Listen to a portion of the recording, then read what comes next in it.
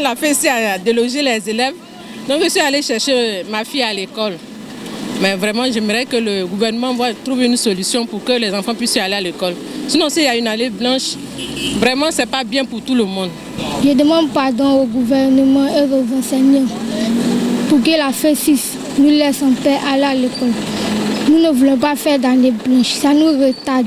Ce qui s'est passé aujourd'hui, je ne suis pas très contente parce que je ne vais pas redoubler la classe de 6e.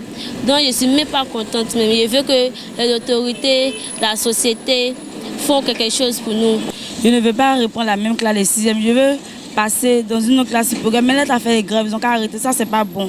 Tout ce que je pourrais dire, c'est fini. Tous les Ivoiriens, tous les parents d'élèves en Côte d'Ivoire sont vraiment anxieux. Parce que vous comprenez que quelqu'un qui prend son argent, qui finance la scolarité de son fils, et puis bon, on va vous parler d'une année blanche comme ça, et ça se profile. Et c'est pourquoi je dis que c'est plutôt au gouvernement de régler ce problème, parce qu'une année blanche n'arrange personne. Ni les élèves, ni les plus gros perdants, c'est naturellement les parents. Et donc, par rapport à ça, je dis que nous sommes anxieux, nous sommes très inquiets. Et nous pensons que le gouvernement devrait franchement insister, à penser plutôt à la résolution franchement de ce problème-là. Parce que au lieu de se jeter la faute, ce sont les enseignants, ce sont les élèves, ce sont les enseignants. Mais non. Aujourd'hui, par exemple, matin, je sors, je vois qu'au moment où on avait un espoir que les élèves ont repris, et je vois que la FESI est intervenue pour déloger les élèves. Comme vous le disiez tantôt, mais en fait, la FESI est un acteur, est un syndicat, à ma connaissance, c'est un syndicat estudiantin. Bon, et c'est que la FESI aussi a pris la mesure, n'est-ce pas, du problème.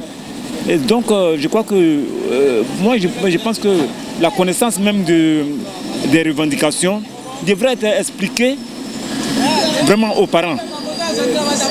Elle devrait être vraiment expliquée parce qu'on ne sait pas jusqu'à preuve du contraire quel est le nœud du problème. Les enseignants font les revendications, le gouvernement est de son côté en train de prendre des sanctions. Donc nous on voit les sanctions, on voit par exemple, on ne reconnaît pas les revendications. Ce matin, enfin hier, on a lu dans les journaux comme ça, comme tout le monde, bon, il y a 10 300 enseignants qui sont en train d'être recrutés en remplacement des grévistes. Ce n'est pas non plus une solution. Ce n'est pas une solution. C'est-à-dire que les nouveaux recrutés ne vont pas aussi poser des revendications demain. Ou alors, eux, ils vont enseigner gratuitement et sans être payés. Ah non, je ne pense pas que c'est une solution. Vraiment, depuis une semaine pratiquement, on observe beaucoup de meutes dans toutes les écoles, disons sur tout le territoire national. On voit que vraiment il y a beaucoup de troubles, on ne va pas à l'école, même au niveau de l'université, il y a même des troubles là-bas. Et hier même, quand nous étions à l'école, on a été délogés, disant qu'il n'y avait pas cours, qu'on devait rester à la maison. Vraiment, c'est déplaisant parce qu'on voit visiblement que cette situation va empiéter sur les résultats de fin d'année. Et comme ça, on va accuser les étudiants, on va dire, disons qu'ils ne travaillent pas bien, ils n'étudient pas, alors que vraiment l'éducation vraiment n'a plus ces mêmes valeurs. Vraiment, le mot d'ordre, c'est vraiment un mot d'ordre d'apaisement des deux camps. Disons, on va dire qu'il faudrait que l'éducation nationale puisse accepter, du moins, répondre aux revendications des professeurs, des enseignants, pour que vraiment cette situation-là passe, parce que ça n'arrange vraiment pas les étudiants et élèves que nous sommes, vraiment. Vraiment, c'est choquant, c'est vraiment choquant quand je vois que c'est l'avenir des enfants qu'on détruit, l'avenir de la Côte d'Ivoire, pour un problème d'intérêt. C'est pas normal, on leur a tout donné, qu'est-ce qu'ils veulent? Ils sont vraiment méchants, ces enseignants. Il faut qu'ils comprennent, eux à leur temps, on ne leur a pas fait ça. On ne leur a pas fait ça à leur temps. Mais pourquoi aujourd'hui ils veulent détruire l'avenir de leurs enfants pour prendre d'argent? C'est pas normal. Qu'ils mettent pas un peu même, qu'ils mettent même de l'eau même dedans même. C'est pas normal. C'est pas normal. Ils peuvent continuer à discuter avec le gouvernement et aller à l'école. Ils peuvent le faire. C'est pas en arrêtant d'aller à l'école, d'aller enseigner les enfants qui pourront régler le problème. Ça ne peut pas. Aujourd'hui, le gouvernement ne veut pas. Eux ne veulent pas. On fait comment? Ce sont nous les parents de l'eau qui prendront les pots cassés.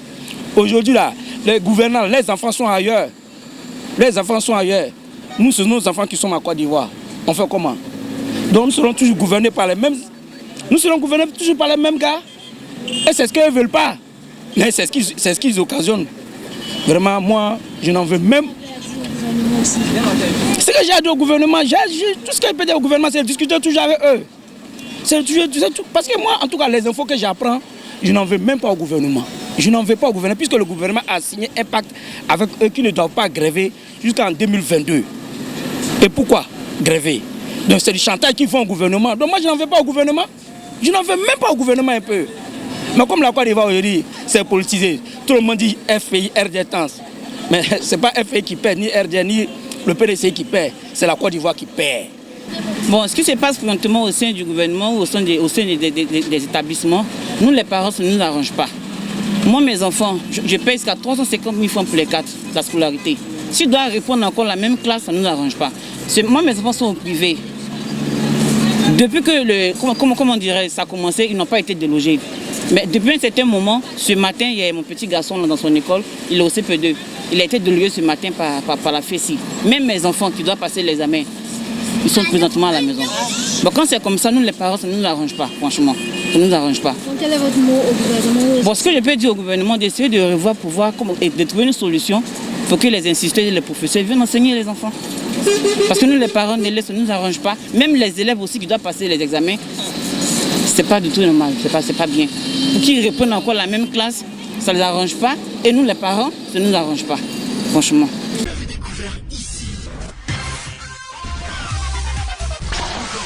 Que vous avez découvert Ivoire TV. Ivoire TV.